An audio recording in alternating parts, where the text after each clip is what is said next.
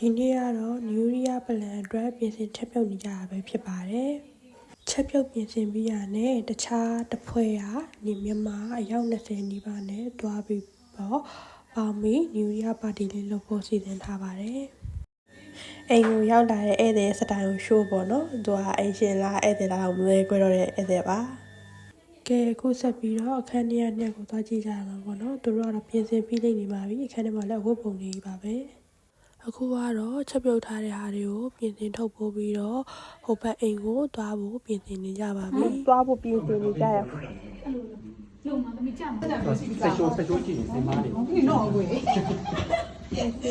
ဆေးပြီ။ဆူရက်ကိုသွားဖို့အတွက်ဗတ်စကားစီးဖို့လမ်းလျှောက်နေကြတာပါ။ကောင်းနှောင်းကျင်းပတဲ့ကွင်းကြီးကိုဖြတ်ပြီးတော့ဘတ်စကားဂိတ်ကိုလမ်းလျှောက်နေကြတာပါ။ဘတ်စကားကအနည်းဆုံး18မိနစ်လောက်စီးရပါတယ်။အခုတော့ဘတ်စကားပေါ်ရောက်ကြပါပြီ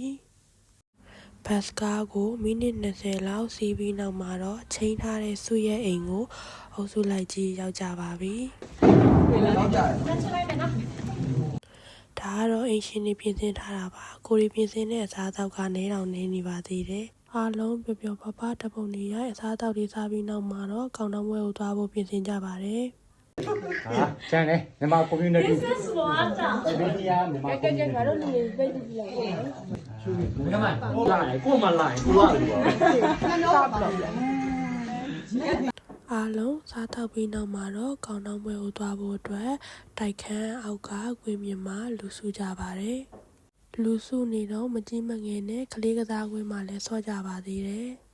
အချိန်ကည7:00 နာရီဖြစ်သွားတဲ့အတွက်အလားတော့လို့ဘတ်စကားမရှိတော့တာကြောင့်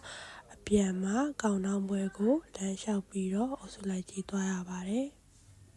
အပြင်မှာ -40 ဒီဂရီထိအေးနေပေမဲ့လည်းအားလုံးကတက်ကြွနေကြပါတယ်နောက်ဆုံးတော့ကောင်းတောင်းလုံးမဲ့စကွဲကိုရောက်လာပါပြီ